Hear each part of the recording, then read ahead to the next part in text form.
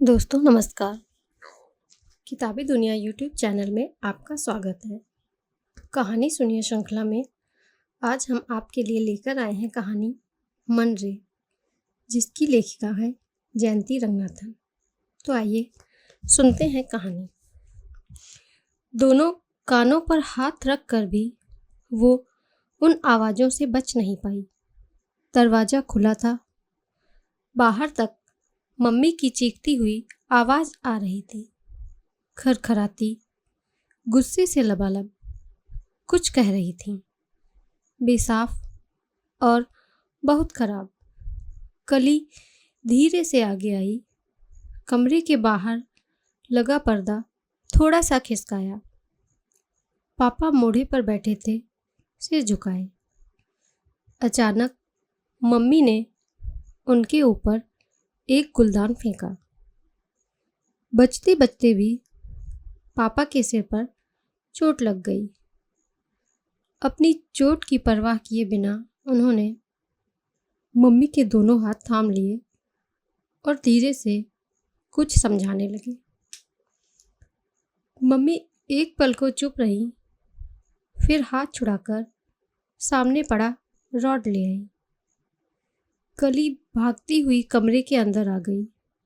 वो रो रही थी। क्या पापा मम्मी को नहीं पता आज उसका जन्मदिन है? वो 16 की हुई है आज। वही तो मनाने अपने घर से इतनी दूर इस छोटे से हिल स्टेशन में आए हैं। यहाँ भी वही झगड़ा। वो पापा से आकर लिपट गई। पापू, आपको चोट लगी है। मम्मी के हाथों में थमा रॉड इस बार पापा के पैरों पर पड़ा। पापा हल्का सा कराहे। माया, क्या कर रही हो? कली को चोट लग जाएगी। लग जाए तो लग जाए, मैं तुम बाप बेटी से तंग आ गई हूँ, मम्मी फुफकारते हुए बोली। कली के मुंह से बेसाख्ता चीख निकल गई। पापा ने रॉड अपने हाथों में थाम लिया और पलंग के नीचे डाल दिया। मम्मी को बाहों में कस कर पकड़ कर बोले, माया, ऐसा नहीं करते, आराम से बात करते हैं। मुझे पता है तुम नाराज हो, मुझे बताने तो दो। कली रोते हुए कमरे से बाहर निकल आई। डाक बंगले से बाहर, सड़क से बाहर। वो चल नहीं रही थी, दौड़ रही थी, उतनी ही तेज जितनी तेज उसका दिल धड़क रहा था, तड़प रहा था, बिखर रहा था। सुबह की तेज धूप सीधे उसके चेहरे से होते हुए रूह को तपाने लगी। इस समय उसके भीतर सिर्फ आंसू थे, हारे हुए से आंसू। ऐसा तो नहीं होना था। उसका बर्थडे, उसका हैप्पी बर्थडे। वो खुश थी कि मम्मी ठीक है। पापा ने कहा था कि इस बार उसका स्पेशल बर्थडे है, किसी अच्छी सी जगह पर चल कर मनाएंगे। अच्छी जगह जो अब तक सिर्फ कली के सपनों में था। अच्छी जगह, अच्छा समय, अच्छे दिन। रात पहुंचे थे डाक बंगले में। कली ने बड़े मन से अपनी नई ड्रेस सूटकेस से निकाली। गहरे नीले रंग की फ्रिल वाली स्कर्ट और सफ़ेद सिल्क के कपड़े पर नीले छींट के फूलों से सजा क्रॉप टॉप। इस समय वो वही पहने थी। स्कर्ट को घुटनों तक उठाए वो भाग रही थी। यह भी होश नहीं था कि टॉप उसके दाहिने बाजू से नीचे लटक आया है। सिल्क की बेल्ट झाड़ी में फंस गई है और खींचते खींचते फट ही गई है। उसके दुख में यह दुख भी जुड़ गया। 16वें साल में इतना दुख पहाड़ सा नहीं समझ आने वाला। वो पेड़ के नीचे बैठ गई। इस समय रोना रुक गया था। टॉप का फटा टुकड़ा हाथों में लेकर वो सुन्न सी बैठी रही देर तक। वो थक गई थी बहुत ज़्यादा। रोना नहीं, सोना चाहती थी आंखें बंद कर। जो हो रहा है उससे दूर भागना चाहती थी। आंखें खोलेगी तो ये सब नहीं होगा।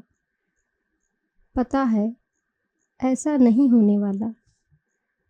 बंद आंखों के बाहर की दुनिया भयानक है। बंद आंखों के भीतर सुकून। सब कुछ वैसा जैसे वो चाहती है। आंखें खोलनी ही नहीं है, ऐसे ही रहना है बंद आंखों में, सपनों के साथ। सपनों की कैद में आंखें। उसके आंसू चेहरे से चिपक गए थे, सांसों में समा गए थे, हिचकियों में बस गए थे। आंखें बंद थीं, सांसें धीरे धीरे चल रही थी। आंखों के पीछे और सांसों के आगे कुछ सपने से आने लगे। अचानक पेड़ जैसे हिला, हवा चलने लगी। ऐसा लग रहा था हवाएं उसे जबरदस्ती उठा रही हों, कहीं ले जा रही हों। अब पाँव उसके नहीं थे, हवा के थे। वह चल नहीं रही थी, उड़ रही थी। वह रुकी तो सामने एक नदी थी। नदी किनारे हरे हरे नारियल के पेड़ थे। भुरभुरी सी सुनहरी रेत थी। रेत पर पड़े शंख और घोंगे थे। कली ने चौंक कर चारों तरफ देखा। नदी में एक नौका चल रही थी। कली किनारे आ गई। नौका भी ठीक उसके पास आ लगी। नौका चलाने वाला एक खूबसूरत सा अधेड़ आदमी था। बाल कच्चे पक्के, जीन्स और बनियान पहने, कंधे पर सफ़ेद तौलिया। उसके बाल कंधे तक झूल रहे थे। गले और हाथों में उसने रंग बिरंगे मोतियों के आभूषण पहन रखे थे।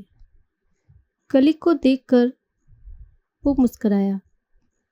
उसकी आंखें इतनी तेज चमक रही थीं कि कली पलकें झपकाना भूल गई।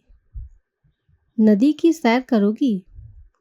आदमी उससे पूछ रहा था। कली कुछ नहीं बोली, बस पाँव बोलने लगे। वह धीरे से नौका की तरफ कदम बढ़ाने लगी। आदमी ने अपना एक हाथ उसकी ओर बढ़ाया और वह नौका के अंदर आ गई। नौका पर बस एक पटरी सी लगी थी। वो बैठ गई। आदमी बिना कुछ कहे नौका पानी के बीच ले आया। कली की सांसों में नदी से उठता स्वाद घुलने लगा। पानी का स्वाद, सफ़ेद छलछलाते पानी का। कली ने हाथ बढ़ाकर पानी को छुआ, फिर अपने चेहरे पर लगा लिया। नदी के किनारे हरे हरे पेड़ थे। कुछ झोपड़ियाँ थीं। झोपड़ियों के आगे मछलियाँ सूख रही थीं।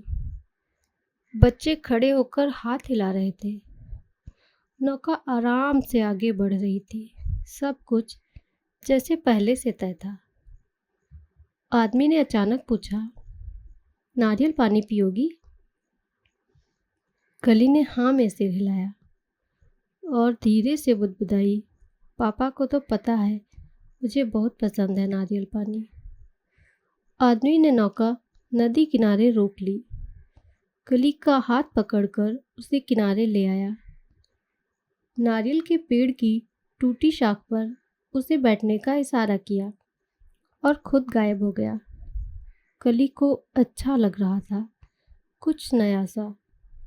कुछ देर बाद आदमी 2 कच्चे नारियल के साथ सामने आया। एक नारियल कली को देते हुए बोला, खूब पानी वाला है। कली स्ट्रॉ से धीरे धीरे चुस्की लेने लगी। दोनों चुप थे। कली ने नारियल खत्म करने के बाद धीरे से कहा, मैं अगली बार मम्मी पापा को यहाँ लेकर आऊँगी। अभी लेकर क्यों नहीं आई? दोनों झगड़ा कर रहे थे। अच्छा, किस बात पर? उनको झगड़ा करने के लिए कोई बात नहीं चाहिए। झगड़ा मम्मी करती हैं, गुस्सा हो जाती हैं, पापा को मारती हैं। मम्मी बुरी हैं तुम्हारी? पता नहीं, पापा पर भी गुस्सा आता है। वो हमेशा मम्मी की साइड लेते हैं, मेरी नहीं। तुम्हें क्या चाहिए? मुझे मुझे उनके साथ नहीं रहना। दोनों मुझे नहीं समझते। मुझे कहीं भाग जाना है, अकेले। तो भागो ना, किसने रोका है? कली ने चौंक कर उस आदमी की तरफ देखा। भाग जाऊं? भागना आसान है, साथ रहकर समस्याओं से निपटना मुश्किल है। मुझे क्या करना चाहिए? पापा मम्मी को कुछ नहीं कहते तो तुम क्यों परेशान हो रही हो? वो उन दोनों के बीच की बात है। उनका प्यार है, उनकी समझदारी है। तुम अपना देखो, अपने लिए रास्ता बनाओ। कली चुपचाप सिर हिलाने लगी। अचानक वह बोली, आज मेरा बर्थडे है। मम्मी पापा ने सुबह विश तक नहीं किया, बस झगड़ने लगे। आदमी हंसा। तुम इसलिए परेशान हो? एक दिन से अपने आप को क्यों बांध कर रखती हो? मुझे देखो, मुझे तो यह भी नहीं पता कि मैं कब पैदा हुआ। मैं इसलिए रोज अपना बर्थडे मनाता हूँ। उस आदमी की आंखें इतनी चमक रही थीं जैसे कोई हीरा हो। कली ने आंखें झुका ली। आदमी उठ गया। चलो, तुम्हें वापस छोड़कर आता हूँ। कली उसके पीछे पीछे चलने लगी। दोनों वापस नौका में आ गए।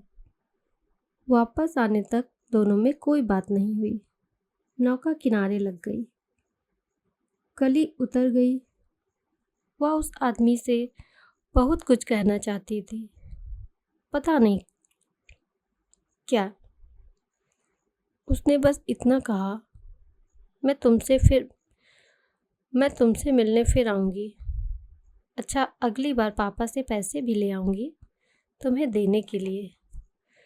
मुझसे बातें करोगे ना? आदमी सिर हिलाते हुए हंसने लगा। उसने नौका को वापस नदी की तरफ मोड़ लिया। कली उसे चाहता हुआ देखती रही। पता नहीं उसकी आंखें कहाँ थीं, बस वह कहीं दूर देखती हुई हाथ हिलाती रही। जंगल के पेड़ कुछ ज़्यादा हरे लग रहे थे। एक सूखे पेड़ से डंडी तोड़ वह उसे हाथ में लेकर चलने लगी।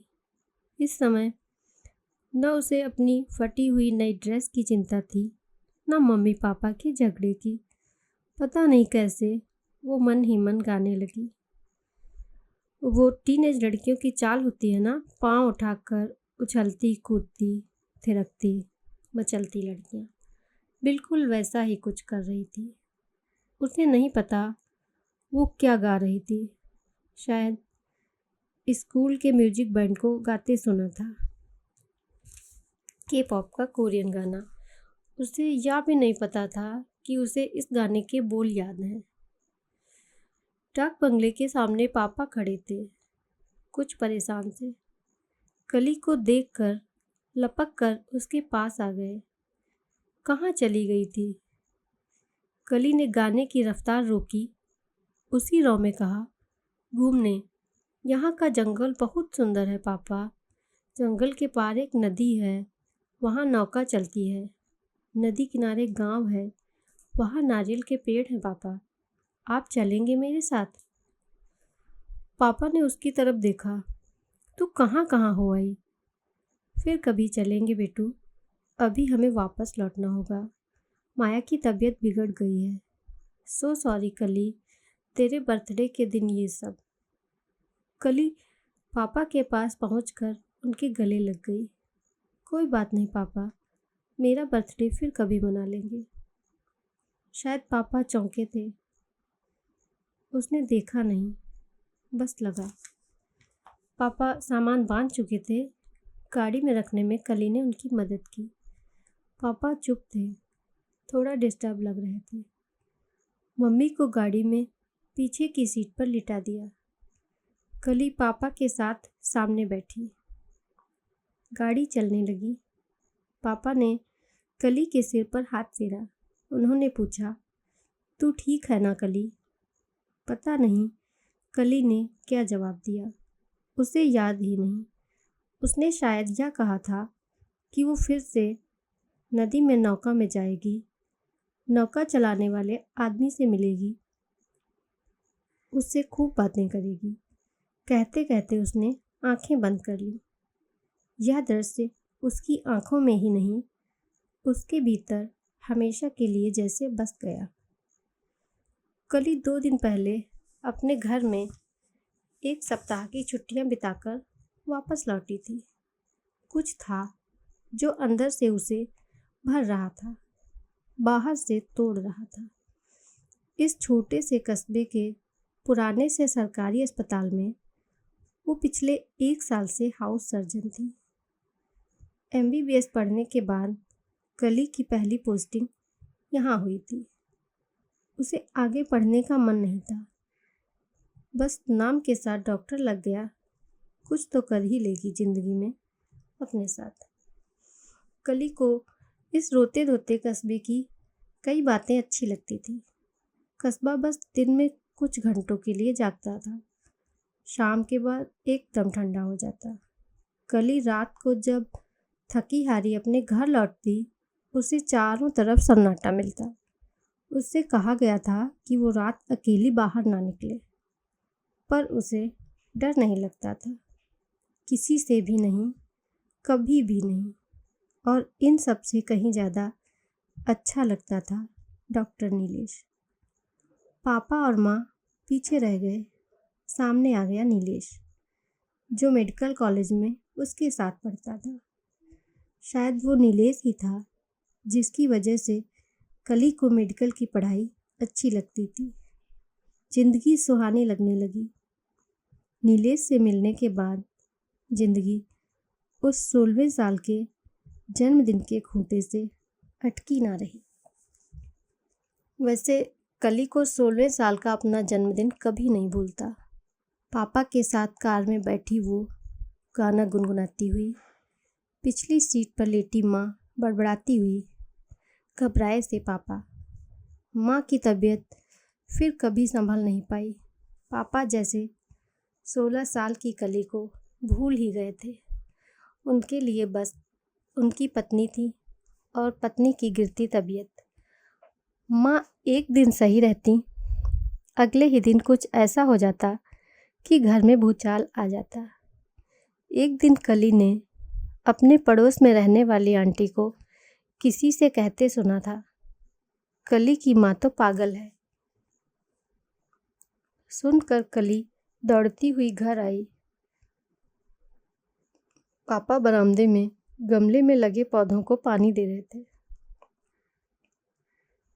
कली हाँफ रही थी, उसकी आंखों में खौफ था। बिना रुके उसने कहा, सब कहते हैं मम्मी पागल है। पापा ने हाथ पकड़कर उसे अपने पास बिठाया। कली, तुम्हारी मम्मी थोड़ी बीमार हैं, दवा लेंगी तो ठीक हो जाएगी। क्या हुआ है मम्मी को? पापा सोचते हुए बोले, उन्हें बाइपोलर डिसऑर्डर है। तुम्हें अगली बार उनके डॉक्टर के पास ले जाऊंगा, वो तुम्हें बताएंगे कि इस बीमारी के मरीज के साथ कैसा बर्ताव करना चाहिए। कली अभी भी शॉक्ड थी। मम्मी को मेंटल प्रॉब्लम है, आंटी कह रही थी कि। कली, मैं जो बता रहा हूँ वो सुनो तो। मेंटल माने क्या? पहले ये समझ लो, ये भी एक बीमारी है। इलाज करा रहे हैं ना, ठीक हो जाएगी तुम्हारी मम्मी। पापा की आवाज़ ठंडी थी, फ्रिज से निकले आइस कोल्ड पानी की तरह। वे पता नहीं कहाँ देख रहे थे, तुम अपनी मम्मी के पास जाकर बैठो, बातें करो। मैं देख रहा हूँ आजकल तुम उनसे दूर रहती हो। कली ने सिर झुका लिया। अचानक उसके मुंह से निकला, पापा मम्मा हमेशा आपसे झगड़ा करती हैं, आपके साथ मारपीट करती हैं, मुझ पर भी गुस्सा करती हैं। हम उनके साथ रहते ही क्यों हैं? उन्हें पागल खाने क्यों नहीं भेज देते? कली। पापा चीखे नहीं थे, बस कराहे थे। उनकी आवाज़ तेज नहीं थी, पर कुछ तो था जो कली के पांव जम गए। पापा के हाथ से होस पाइप फिसलकर नीचे गिर गया। कली का हाथ पकड़कर पापा बरामदे में बनी सीढ़ियों पर बैठ गए। देर बाद धीरे से बोले, मैं और तुम्हारी माँ कॉलेज में साथ पढ़ते थे। पढ़ने में बहुत तेज थी माया। कॉलेज के बाद हम दोनों ने शादी का फैसला कर लिया। तुम्हारी माँ स्कूल में पढ़ाने लगी। मेरा मन था सिविल सर्विस में जाने का। तुम्हारी माँ ने कहा कि मैं पढ़ूं, वो नौकरी करेगी। मैं एक के बाद एक अटेम्प्ट में फेल होता गया। मेरी कुंठा बढ़ती गई। तब तक तुम भी हो गई। उस समय तुम्हारी माँ नहीं होती तो। पापा की आवाज़ भर्रा गई। वो अच्छी औरत है बेटी, हम उन्हें ठीक करेंगे। तुम इसमें मेरा साथ दोगी ना? कली का हाथ पापा के हाथ में था। कली ने हाँ कहा। उसे नहीं पता उसके मन में क्या था। पापा उठकर मम्मी के पास चले गए। उस रात वह घर के बाहर देर तक बैठी रही। नींद के झोंके के बीच वह कब उठकर घर से बाहर निकल गई, उसे नहीं पता। उसे नहीं पता वह कहाँ जा रही थी। उसे तो यह भी नहीं पता था कि जहाँ वह लोग रहते हैं उसके आसपास इतनी हरियाली है। बस उसे इतना याद रह गया कि अंधेरे में भी उसे सब कुछ साफ दिख रहा था, जैसे वह कोई फिल्म में रात का दृश्य देख रही हो। पेड़ों के बीच से अचानक उसे एक पहचानी हुई सी आवाज़ आई।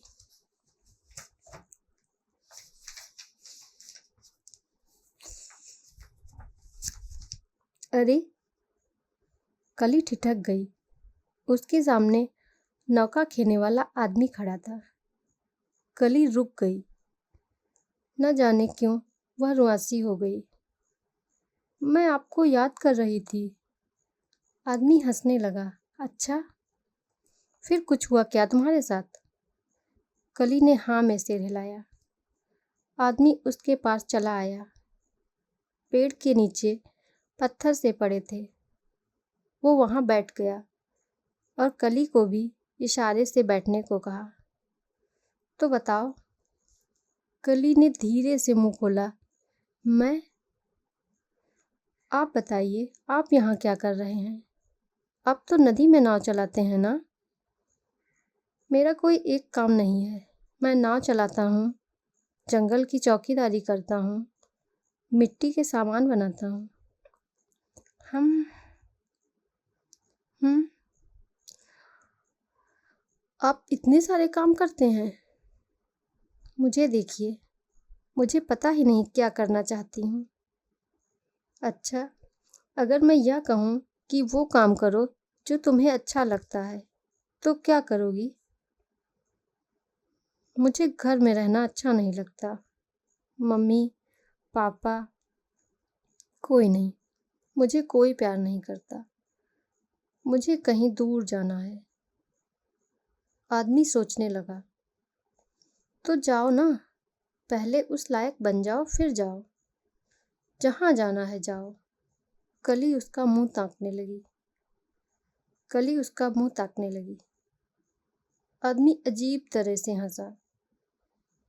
कहीं जाने के पहले तैयारी तो करनी होगी ना। कली चुप हो गई। वाकई, कहाँ जा सकती है वो? ऐसा कोई नहीं जिसके पास वो जा सके। ना मम्मी का कोई है, ना पापा का। तुम सोचना। अच्छा, एक काम करो, एक दिन तय करो कि तुम्हें उस दिन जाना है। उस दिन के पहले अपने आप को तैयार करो। अपने को इतना मजबूत बनाओ कि तुम अपनी सोच पर टिकी रह सको। सोचूंगी। एक बात बताइए, पापा कहते हैं मुझे मम्मी से बात करनी चाहिए। उनसे क्या बात करूं? वो तो हमेशा गुस्से में रहती हैं।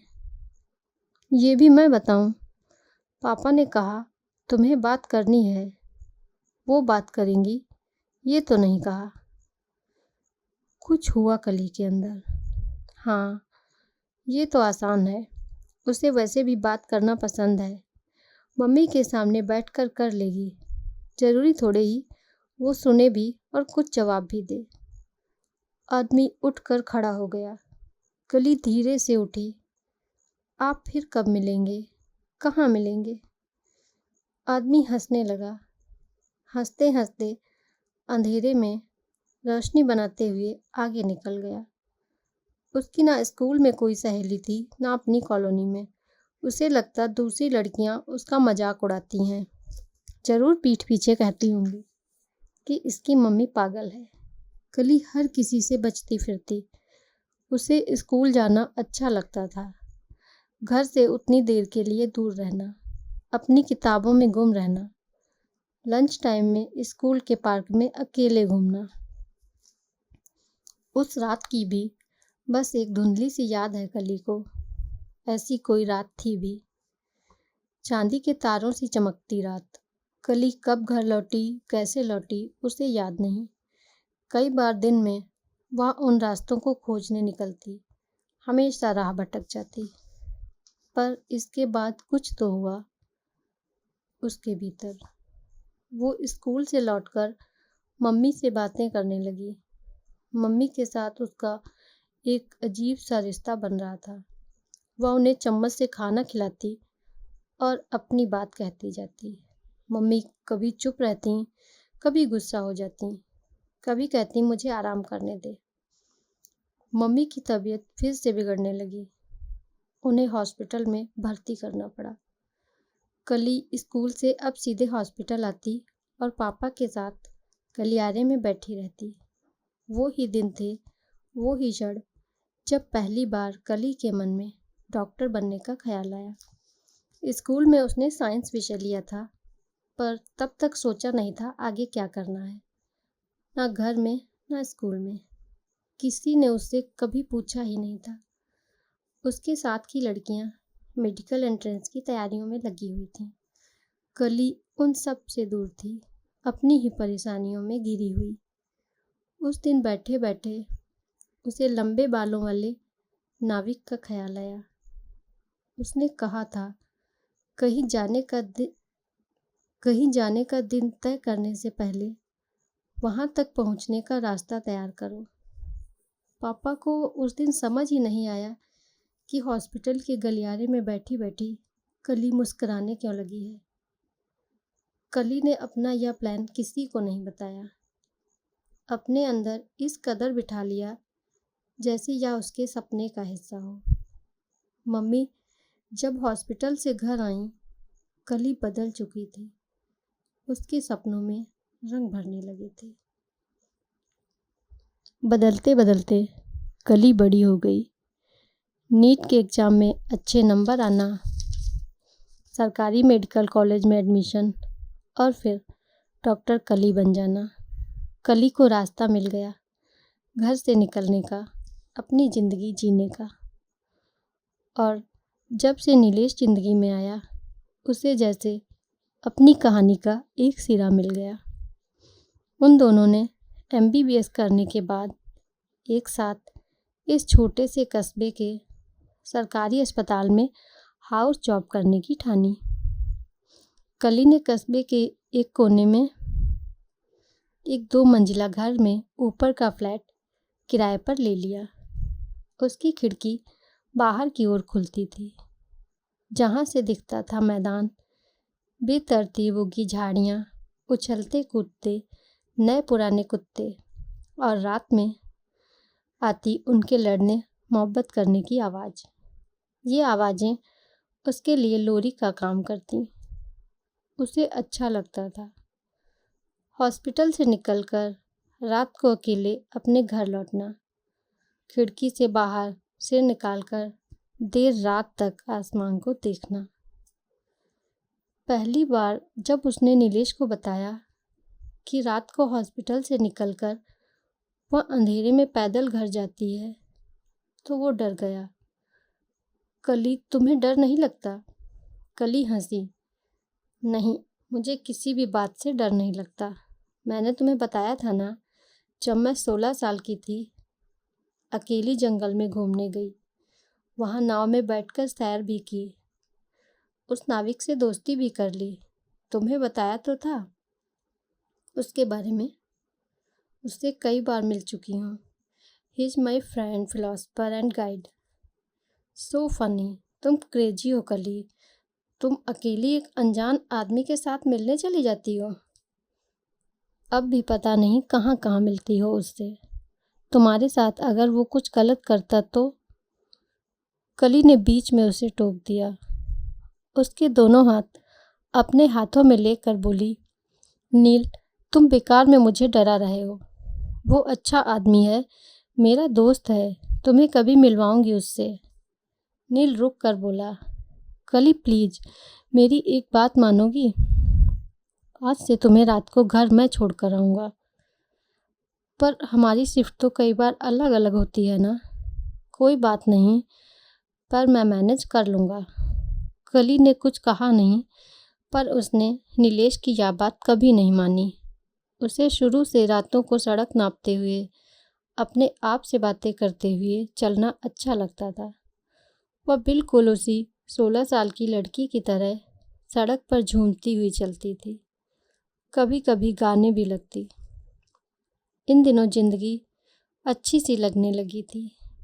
नीलेश उसकी आंखों में सपने सा संवरने लगा। नीलेश उसकी आंखों में सपने सा संवरने लगा था। नीलेश का सपना, उसका सपना। नीलेश चाहता था वो हाउस सर्जन की प्रैक्टिस छोड़कर एमडी की तैयारी करे। उसे हार्ट स्पेशलिस्ट बनना था। कली उसके सपनों में खुद को रंगने लगी थी। आखिरकार उसने एक दिन कह ही दिया, नीलेश, मैं हूं ना, तुम पैसे की चिंता क्यों कर रहे हो? मुझे इतने पैसे मिल रहे हैं कि हम दोनों का गुजारा चल जाएगा। नीलेश भावुक हो गया। कली, मुझे तैयारी करने में 1 आध साल लगेगा, फिर 2 साल का कोर्स, और उसके बाद भी। अरे मैं कह रही हूँ ना, तुम ज़्यादा मत सोचो, बस तैयारी शुरू कर दो। वे दोनों उस समय कली के फ्लैट में थे। छोटी सी बालकनी में दोनों हाथ पकड़कर खड़े थे। कली ने कमरे के कोने में छोटे से किचनेट में एक चूल्हे वाली गैस पर कॉफ़ी और ब्रेड टोस्ट बनाया था। बालकनी की रेलिंग पर कॉफ़ी के कप रखे थे। गर्म भाप हवाओं में नक्शा सा बना रही थी। कली ने अपने बाएं हाथ की एक उंगली से भाप के नक्शे पर कुछ लिखा। नीलेश ने कली का दायां हाथ अपनी मुट्ठी में दबाते हुए कहा, तुमने अपने मम्मी पापा को बता दिया? वे लोग मान जाएंगे? कली ने अपने भीतर तक नीलेश के हाथों की गर्मी महसूस की। वह धीरे से बोली, मम्मी को बताना ना बताना एक ही है। पापा, हाँ उन्हें बता दूंगी, पर सच कहूँ तो उन्हें भी फ़र्क नहीं पड़ेगा। मेरी सैलरी है, मैं जो चाहे करूँ। एक बात बताओ नील, मेरी मम्मी ने भी पापा के साथ यही किया था। सालों तक मम्मी ने पापा की पढ़ाई के पैसे दिए। वो सिविल सर्विस में जाना चाहते थे। मम्मी ने उन्हें बहुत सपोर्ट किया। तुम्हारी मम्मी तो, नील कहते कहते रुक गया। पता ही नहीं चला कि वो बाइपोलर हैं। पहले तो पापा को लगा कि उनके काम न करने की वजह से मम्मी ऐसे रिएक्ट कर रही हैं, पर पापा की नौकरी लग गई तब भी मम्मी ऐसी ही रहीं। अजीब है ना, लाइफ में दोनों ने एक दूसरे की केयर की। मम्मी ने अलग ढंग से, पापा ने अलग ढंग से। पापा के केयर की वजह से मम्मी सालों तक जॉब कर पाई। पापा ने उनके इलाज में कोई कमी नहीं छोड़ी। मम्मा इज़ फाइन बिकॉज ऑफ पापा। नीलेश चुप था। कली के हाथ पर उसकी पकड़ मजबूत होती चली गई। उसने धीरे से कली को अपने गले लगाते हुए कहा, शादी कर लें। कली उसकी बाहों में दोनों हाथ डाले झूल गई। हाँ, कर लेते हैं, एक साथ रहेंगे, मज़ा आएगा। यहीं एक थोड़ा सा बड़ा फ्लैट किराए पर ले लेंगे। तुम दिन भर घर में पढ़ना, मैं तुम्हें बिल्कुल डिस्टर्ब नहीं करूँगी। नीलेश ने आगे बढ़कर उसके होंठ चूम लिए। कली ने आंखें बंद कर लीं। उसकी बंद आंखों के भीतर बरसों से जो सपने कैद थे वो चमकते हुए बाहर निकलने लगे। वो भाग रही थी हरे भरे जंगल में, नदी किनारे, नाव के पास, ढूंढ रही थी नाविक को। वह उससे मिलकर बताना चाहती थी वह शादी कर रही है। कली ने नीलेश के बालों को सहलाते हुए कहा, सुनो ना नील, हम हनीमून के लिए वहीं जाएंगे जहां मैं अपना 16वां बर्थडे मनाने गई थी। मैं तुम्हें वो जंगल, वो नदी दिखाना चाहती हूँ, उस नाविक से मिलवाना चाहती हूँ। बहुत प्यारा आदमी है, हंसता रहता है, उसका चेहरा ऐसा है, उसकी आँखें, उसकी वो लंबी सी नाक। बस करो बेब्स, मुझे जलन हो रही है। तुमने कभी मेरे बारे में तो ऐसा कुछ नहीं कहा। तुम सच में जल गए। नील, तुम भी। तुम एक बार मिलोगे ना उससे तो फैन हो जाओगे। मुझे नहीं पता वो कहाँ रहता है, किसके साथ रहता है। मुझे बस इतना पता है कि मेरे साथ उसका कोई तो कनेक्ट है। आई एम श्योर तुम्हारे साथ भी होगा। नील ने उसे आगे बोलने का मौका नहीं दिया। कसकर उसे अपनी बाहों में भींचते हुए बुदबुदा कर बोला, हम शादी कर रहे हैं, बस। कली को लग रहा था पापा और मम्मी नील के साथ उसकी शादी को लेकर खुश होंगे। पापा ने नील को एकदम से नकार दिया। उसके सामने नहीं, कली को अकेले में अपने पास बुलाकर, तुम्हें जल्दी क्या है शादी करने की? तुम अपनी दुनिया में रहती हो कली। शादी बहुत बड़ा कमिटमेंट है। अभी तुम दोनों की उम्र ही क्या है। पहले नीलेश को सेटल तो हो जाने दो। वो कह रहा है उसे आगे पढ़ना है। तो क्या हुआ पापा? वो अपनी फैमिली के बारे में भी ठीक से बता नहीं रहा।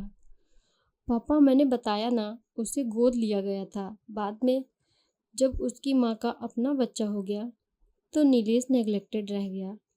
उसने जो भी किया है अपने बूते पर किया है। वो ठीक है, तुम्हें इतनी जल्दबाजी नहीं करनी चाहिए। मैंने पहले भी तुमसे कहा है बेटी, तुम बहुत सेंसिटिव हो, अपनी मम्मी की तरह। कली बिदक गई। मैं मम्मा की तरह नहीं हूँ पापा, मैं कली हूँ। मुझे पता है मुझे लाइफ में क्या चाहिए। नील और मैं एक जैसे हैं। हम दोनों एक दूसरे के लिए काफ़ी हैं पापा। उसने लाइफ में बहुत सफ़र किया है। मैं उसे बस खुश देखना चाहती हूँ।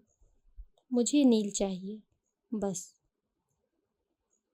पापा ने लंबी सांस ली। उनके चेहरे से लग रहा था वे नाखुश हैं।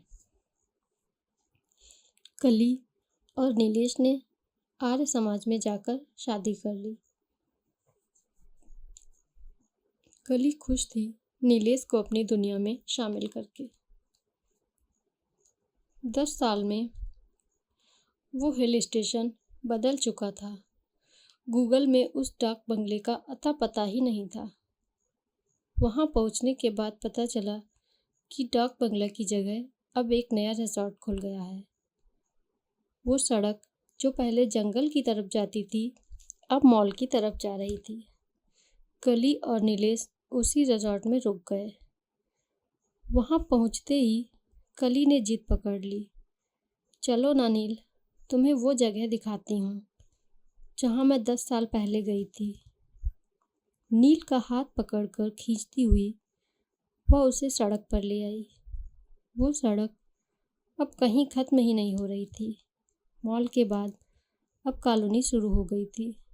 कली ने राह चलते एक आदमी को रोक कर पूछा, भैया, आज से कुछ साल पहले यह सड़क जंगल में जाती थी ना? अब जंगल का रास्ता किधर से है? उस आदमी ने चौंक कर कहा, जंगल? कौन सा जंगल? वो जहाँ नदी है, नाव है, किनारे पर बस्तियां हैं, नारियल के पेड़ हैं। आदमी ने कंधे उचका लिए। यहाँ तो ऐसा कुछ नहीं है। लगता है आप गलत जगह पर आ गए। नील ने कली का हाथ पकड़ लिया। कली, आर यू श्योर यह वही जगह थी? कली नाराज हो गई। हाँ बाबा, मैं गलत कह रही हूँ। चाहो तो रिजॉर्ट में पता कर लो। ये ही सड़क जाती थी जंगल में। मैं यहीं से निकली थी। एक पेड़ के नीचे बैठी थी, फिर आगे नदी। नील कली का हाथ थामे रिजॉर्ट ले आया। कली का हाथ गर्म हो गया था। वो बड़बड़ा रही थी, क्या मैं झूठ बोल रही हूँ? जंगल, नदी, वो आदमी, नाव। अरे मैं खुद गई हूँ। नहीं गई होती तो इतने अच्छे से बताती, याद रहता। नील ने रिजॉर्ट में पता किया। ना उस हिल स्टेशन में जंगल था, ना नदी। रात हो गई थी। कली देर से कहे जा रही थी कि चलो एक बार फिर चलते हैं। देखना, मुझे मेरा दोस्त जरूर मिलेगा। उसे पता चल गया होगा मैं यहाँ आई हूँ। नील ने उसे समझाने की कोशिश की। कली, तुम इतना परेशान क्यों हो रही हो? देखो, यहाँ आसपास जंगल नहीं है। कल तुम पापा से बात करना, हो सकता है तुम लोग बर्थडे के लिए कहीं और गए हो। नहीं नील, मैं पापा और मम्मी के साथ लाइफ में एक ही बार घर से बाहर निकली हूँ। वह यही जगह थी। अच्छा, हो सकता है 10 साल में बदल गया हो। कली बेचैन हो गई। नील ने बड़ी मुश्किल से उसे सुलाया। उसे समझ नहीं आ रहा था, जिस कली को वो जानता था वो ऐसी तो नहीं थी। इतनी बेचैन, इतनी परेशान, इतनी कंफ्यूज्ड। बड़ी देर बाद उसे नींद आई। आधी रात बाद हवा चलने लगी। खिड़की बंद करने के लिए वह उठा। लाइट जलाकर देखा, कली वहाँ नहीं थी। वह घबरा गया। पैरों में चप्पल डालकर वो बाहर भागा। रिजॉर्ट के मैनेजर को उसने सोते से जगाया। वो हड़बड़ा कर हाथ में टॉर्च लेकर उसके साथ बाहर निकल आया। एकदम अंधेरा, सुनसान सड़क। नील कहता जा रहा था, जंगल कैसे जाएं? मैनेजर नींद में बड़बड़ा रहा था, सर जंगल लगभग 100 किलोमीटर दूर है। और नदी? कैसी नदी सर? यहाँ तो कोई नदी नहीं है। आसपास झील है, वो भी दूर है। सड़क पर इक्का दुक्का गाड़ियाँ गुजर रही थीं। दूर तक दोनों देखा है, कली कहीं नजर नहीं आई। मैनेजर हताश होकर बोला, सर पुलिस को खबर करते हैं। रात को इस तरह कैसे ढूंढेंगे? नीलेश भारी मन से रिजॉर्ट की तरफ लौटा। रिजॉर्ट के गेट के पास उसे दूर से एक साया सा चमकता नजर आया। नाचता हुआ साया। ऐसा लग रहा था जैसे छोटी सी लड़की पांव उठाकर नाच रही हो। कली? नीलेश भागता हुआ उसके पास गया।